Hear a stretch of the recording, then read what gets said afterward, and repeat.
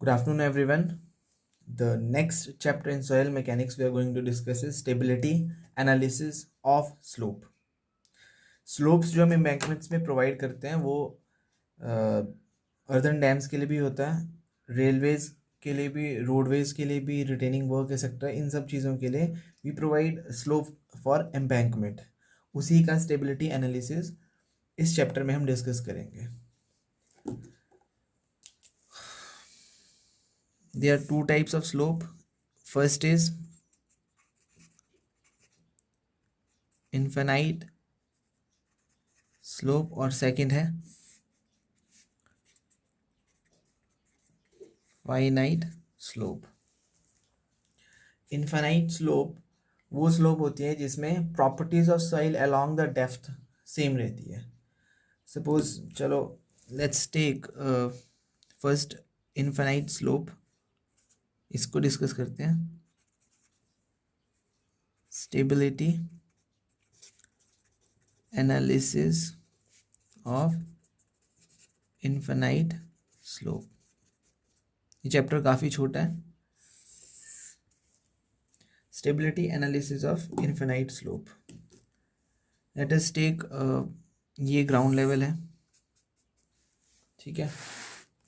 ये ground level है, इसमें हमारा ए बी रिप्रेजेंट कर रहा है इनफाइनाइट स्लोप को, वर्टिकल ए, और बी रिप्रेजेंट कर रहा है इनफाइनाइट स्लोप को. और जो इसका जो critical section will be taken parallel to the ground level, वो सी डी है. C D is a critical section. और ये जो हमारा ग्राउंड लेवल है ये it is having a slope angle beta, ठीक है. It is having a slope angle beta. तो इसका जो हॉरिजॉन्टल हो जाएगा वो हो जाएगा, suppose this is having a width of B, और ये बेस अपॉन हाइपोटेन्यूज होता है कॉज ऑफ बीटा. तो this will be B cos beta. इस तरह से हम इसकी एनालिसिस करेंगे डायग्राम की. इस डेप्थ को विल डिनोटेड विद z, इस डेप्थ को भी, ठीक है. और will consider unit length of slope. तो इसमें हम इसमें जो एनालिसिस करेंगे वो यूनिट लेंथ ऑफ स्लोप को लेके करेंगे. और जो इम्पॉर्टेंट चीज़ है जो ध्यान में रखने की है स्टेबिलिटी एनालिसिस ऑफ स्लोप में, वो है हम लास्ट में जो डेरिवेशन के थ्रू हम नॉर्मल स्ट्रेस निकालेंगे और टेंजेंशियल स्ट्रेस निकालेंगे, जिसको हम शेयर स्ट्रेस बोलते हैं. इनका जो फॉर्मूला है वो ध्यान में रखना है. नॉर्मल स्ट्रेस होगा gamma Z cos square beta, share stress will B gamma Z cos beta sine beta. Gamma Z cos square beta, this will B normal stress, काफ़ी इंपॉर्टेंट फॉर्मूला है. और shear stress will B gamma Z cos beta sine beta, cos beta gamma Z cos beta sine beta. ये दोनों काफ़ी important formula है stability analysis of infinite slope के लिए. अगर हमारी ग्राउंड लेवल में वाटर टेबल प्रेजेंट होता है तो फिर जो pore water pressure will come into account. जो वर्टिकल स्ट्रेस में बस गामा की जगह आपकी वैल्यू जो आएगी पोर वाटर स्ट्रेस में वो आएगी gamma W Z cos square beta. अगर water table is into existence, अगर वाटर टेबल प्रेजेंट है, ठीक है. इसके बाद स्टेबिलिटी एनालिसिस में will generally discuss about the factor of safety. तो फैक्टर ऑफ सेफ्टी के इसमें काफ़ी ज़्यादा क्वेश्चन आते हैं. फैक्टर ऑफ सेफ्टी पूछेंगे सभी केसेस के, कि इस केस का फैक्टर ऑफ सेफ्टी क्या होगा, इस केस का फैक्टर ऑफ सेफ्टी क्या होगा, क्योंकि बेसिकली वही हमारे को इम्पॉर्टेंट है फाइंड आउट करना, तभी हमारी जो स्लोप है वो स्टेबल रहेगी. और ऐसे जनरली आपको ये पता होना चाहिए फैक्टर ऑफ सेफ्टी क्या होता है, shear strength of soil by shear stress of soil, ठीक है. Factor of safety shear strength by shear stress. Shear strength को हम डिनोट करते हैं एस से और शेयर स्ट्रेस को टॉर से. तो ये हो जाएगा शेयर स्ट्रेंथ इज आपकी C plus sigma N bar tan phi, और shear stress will be tau, ठीक है. फैक्टर ऑफ सेफ्टी का ये वाला रिलेशन भी यू शुड बी नोन. अब हम stability analysis of infinite slope के कोहेजनलेस सॉइल और कोहेसिव सॉइल के केसेस डिस्कस करेंगे। ठीक है, स्टेबिलिटी एनालिसिस इन्फानाइट स्लोप ही होगा। इसमें हम विल डिस्कस दोनों साथ में, इन दोनों के कोहेजनलेस सॉइल दोनों के relation, will not go through the derivations, बस हम इनके रिलेशन डिस्कस करेंगे। कोहेसिव सॉइल, ठीक है। कोहेजनलेस सॉइल में we know it is not having any cohesive C, कोई कोहेजन नहीं होगा, तो factor of safety totally depends upon the internal angle of friction, that is tan phi by tan beta। किसका case है ये पहला case जो है ये है ड्राई और मॉइस्ट सॉइल का। जो फर्स्ट केस है this is case of dry slash moist soil. This first case is of dry slash moist soil. इसमें factor of safety is tan phi by tan beta. और जो second case आपका होगा cohesive soil के लिए वो होगा shear strength by shear stress, वो होगा C plus gamma Z cos square beta tan phi by gamma Z cos beta sine beta. जो आपको न्यूमेरिकल क्वेश्चन है वो इसका बन सकता है, पर इसका जो क्वेश्चन होगा थ्योरेटिकल बनेगा, वो आपको बस इसके बहुत सारे ऑप्शन दे दिए जाएंगे और पूछा जाएगा factor of safety for stability analysis of cohesive soil in infinite slope will be. 4 option दिए जाएंगे, एक करेक्ट ऑप्शन पूछ लिया जाएगा। ठीक है, उसका factor of safety cohesive soil का इनफाइनाइट स्लोप में जो होगा वो होगा C plus gamma Z cos square beta tan phi by gamma Z cos beta sine beta. यहाँ से दिखती बात है, this is shear strength, this is shear stress। अब कोहेसिव सॉइल के केस में जब हम इसकी डेरिवेशन करते हैं तो we get this as one of the relation critical height as C by gamma cos square beta into tan beta minus tan phi, tan beta minus tan phi। तो यहाँ से जो हमें C by gamma H C is equals to cos square beta tan beta minus tan phi, जो ये चीज़ होती है this is dimensionless number. और ये डायमेंशन लेस नंबर कौन सा नंबर होता है? This is a dimension less number. ये डायमेंशन लेस नंबर होता है, इसको हम बोलते हैं टेलर्स स्टेबिलिटी नंबर, जो कि काफ़ी ज़्यादा इम्पॉर्टेंट है और बहुत बार क्वेश्चन एग्जाम से पूछा जाता है। ठीक है, टेलर्स स्टेबिलिटी नंबर कहाँ से आया? ये आया stability analysis of infinite slope का एक केस है, जो कि ड्राई और मॉइस्ट सॉइल का कोहेसिव सॉइल के लिए केस है। उसमें से हमें वैसे वो ये कोई नहीं पूछेगा तो डायरेक्ट जो आपको पूछा जाएगा वो यही पूछा जाएगा। तो next page will write it's formula. Taylor stability number is noted by Sn, which is C by gamma hc. hc is critical height.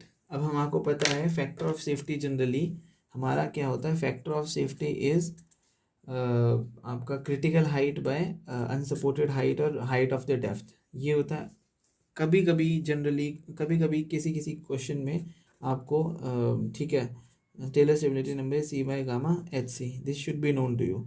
कभी कभी क्वेश्चन में क्रिटिकल हाइट नहीं दिया होगा, आपको हाइट दिया होगा, फैक्टर ऑफ सेफ्टी दिया होगा, तो you know H C is equal to factor of safety into height. तो वही चीज़ यहाँ पे अप्लाई हो जाएगी गामा इंटू, तो आपको दोनों तरह से ध्यान में रखना है। ठीक है, इस तरह का क्वेश्चन काफ़ी इंपॉर्टेंट है, टेलर स्टेबिलिटी नंबर का डेरिवेशन रिलेशन। और ये भी पता होना चाहिए, नोट के फॉर्म में लिख लो, मैक्सिमम टेलर स्टेबिलिटी नंबर, जो practically maximum Taylor stability number होता है उनकी वैल्यू होती है वो 0.261 होती है। प्रैक्टिकली इसकी वैल्यू जो है मैक्सिमम टेलर स्टेबिलिटी नंबर की वैल्यू 0.261 होती है। ठीक है, ड्राई और मॉइस्ट सॉइल का केस है ये। अब सपोज सेकंड केस है सबमर्ज्ड सॉइल स्लोप का. Second case is of submerged soil slope. यहाँ पे लो आप कोहेजनलेस सॉइल, इसमें ले लो आप कोहेजनलेस सॉइल और यहाँ ले लो cohesive soil. First case was dry moist soil का, सेकंड केस ले लो सबमर्ज्ड सॉइल स्लोप का. सबमर्ज्ड सॉइल स्लोप का केस. ठीक है. कोहेजनलेस सॉइल के लिए, कोहेजनलेस में भी आपका फैक्टर ऑफ सेफ्टी जो होगा tan phi by tan beta, जो इसमें फाई जो होगा internal angle friction, this will B tan phi dash, क्योंकि ये होगा इन वाटर टेबल के नीचे, तो उसको डिफ्रेंशिएट करने के लिए फाई डैश कर दिया. ठीक है. कोहेसिव सॉइल के केस में जो हमारा पीछे फॉर्मूला था gamma Z C plus gamma Z cos square beta tan phi by gamma Z cos beta sine beta, उसमें कुछ नहीं होगा, मतलब उसमें थोड़ा सा एक वेरिएशन होगा, वो होगा आपका सी प्लस गामा जेड की जगह C plus gamma submerged Z, मतलब गामा सबमर्ज्ड में वेरिएशन आएगा. तो इसका जो फैक्टर ऑफ सेफ्टी होगा ये होगा, ये सी ड्राई मॉइस्ट सॉइल के केस में it was C plus gamma Z cos beta cos square beta tan phi, हाँ cos square beta tan phi last case जो था, और gamma Z cos beta sine beta sine beta. ठीक है. Submerged के case में you will get a submerged unit weight, that's it. ये जो केस है this is for no flow condition. Next case is of flow condition, मतलब seepage जब होगा, परकुलेशन जब होगी. ये केस है नो फ्लो कंडीशन का. ठीक है. This case is of no flow condition, cohesionless soil और कोहेसिव सॉइल. दो तीन चीज़ें और नोट वाली ध्यान में रखनी है. जो आपका फैक्टर ऑफ सेफ्टी होता है वो होता है नॉर्मल कोहेजन और मोबिलाइज कोहेजन का रेशो, और मोबिलाइज्ड फ्रिक्शन एंगल और मोबिलाइज्ड फ्रिक्शन एंगल और फ्रिक्शन एंगल का कोहेजन. ठीक है.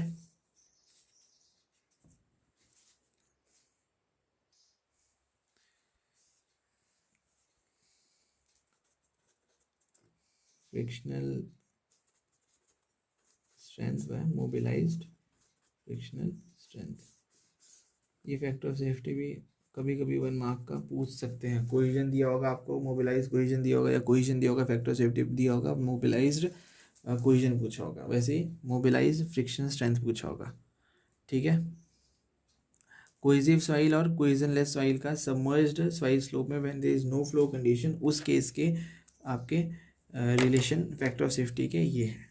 अगला केस जो है वो है submerged slope with steady seepage at height h ले लो, या ठीक है हाँ, ये भी इसमें भी सबमर्ज्ड स्लोप होगा, submerged slope with steady seepage, with steady submerged slope with steady submerged slope with steady seepage. ठीक है. Seepage at height h. बोलने का ये मतलब है, आप डायग्राम से समझ जाओगे. For example this is ground level having some amount of slope with slope angle beta. ठीक है. इसमें ए और बी हमारे इन्फिनाइट स्लोप, ए और बी की इन्फिनाइट स्लोप है.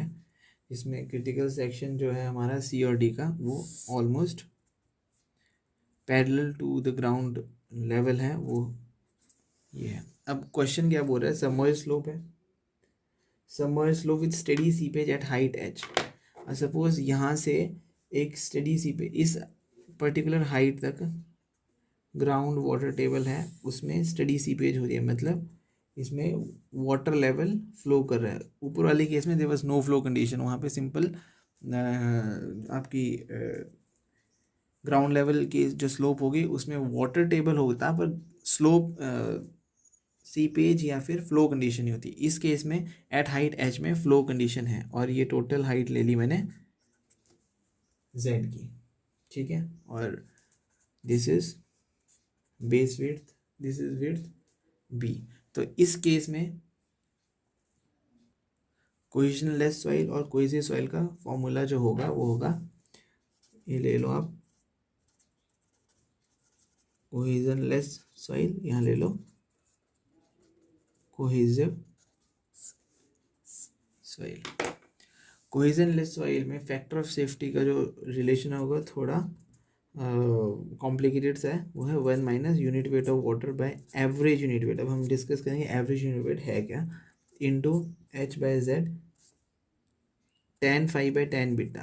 बाकी सभी केसेस में जो ड्राई और मॉइस्ट सॉइल का था, सबमर्ज स्लोप का था विद नो फ्लो कंडीशन, उसमें tan phi by tan beta था। इसमें 1 minus gamma W by gamma average H by Z include हो गया है। तो यूनिट एवरेज यूनिट वेट का जो रिलेशन होगा वो भी इसमें क्या होगा,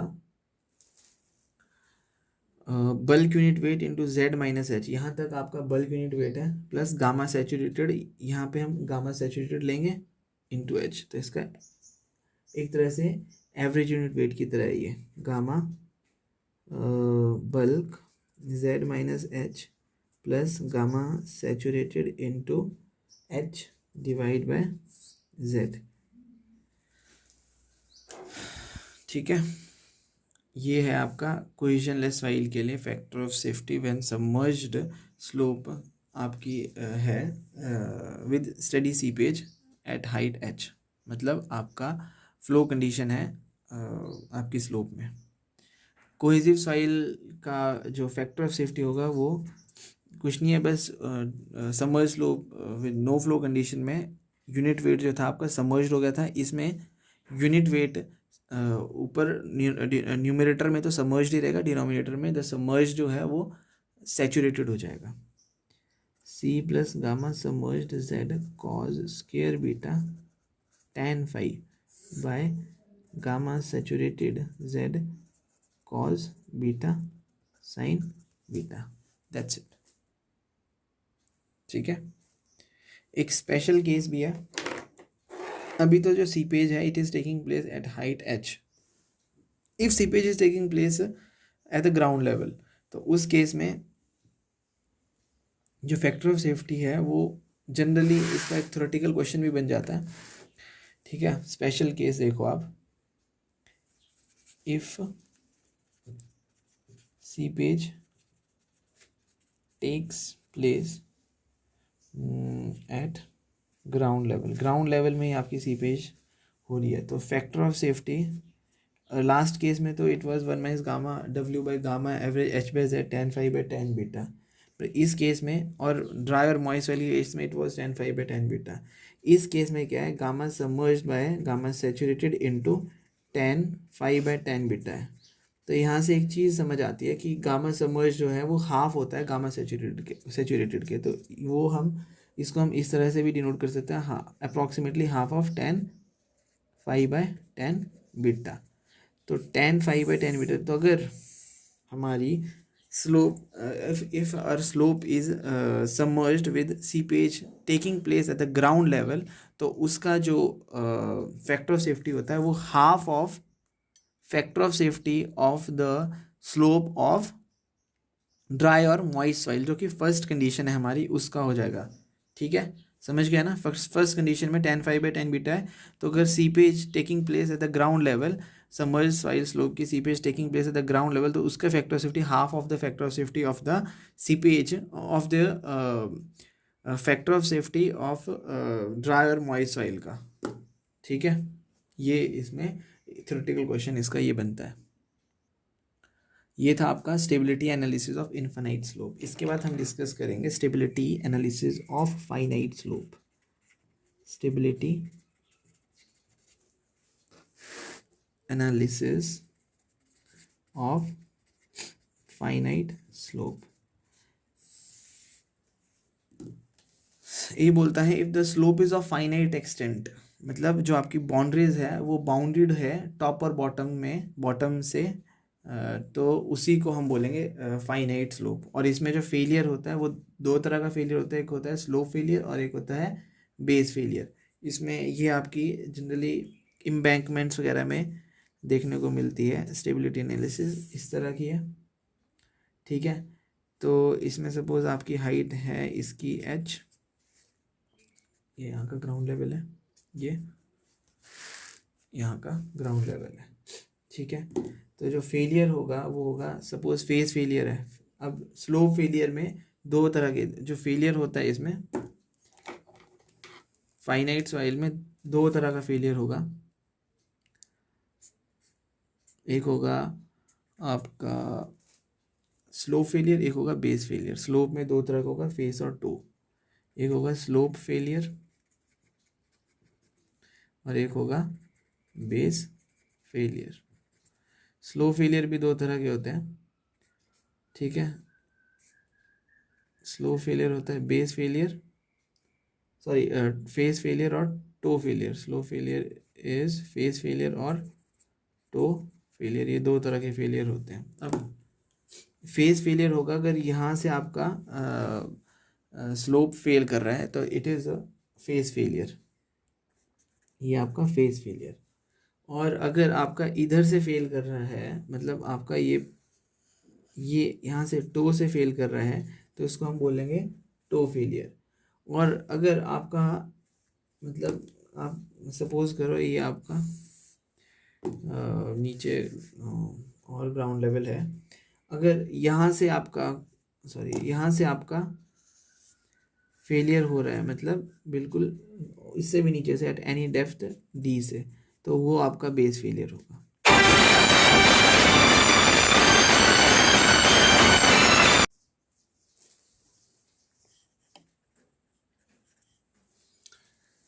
stability analysis of finite slope में हम जो इसका स्टेबिलिटी चेक करते हैं, ये दो तरह से करते हैं। फर्स्ट है immediately after the construction,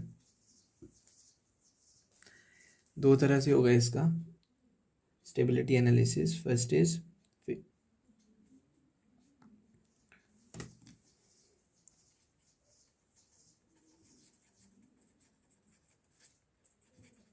immediately after construction. Immediately after construction मतलब इसमें जो कौन सी अप्रोच होगी, इसमें टोटल स्ट्रेस अप्रोच होगी। और टोटल स्ट्रेस अप्रोच में जो हमारे मेथड यूज़ होंगे stability analysis of finite slope को मेजर करने के, वो होंगे स्वेडिश सर्कल मेथड और फ्रिक्शन सर्कल मेथड, ठीक है। इसमें जो यूज़ होंगे मेथड वो होंगे स्वेडिश सर्कल मेथड और फ्रिक्शन सर्कल मेथड। और दूसरी है long term after the construction, long term after construction. मतलब इसमें जो अप्रोच यूज़ होगी वो होगी effective stress approach, effective stress approach.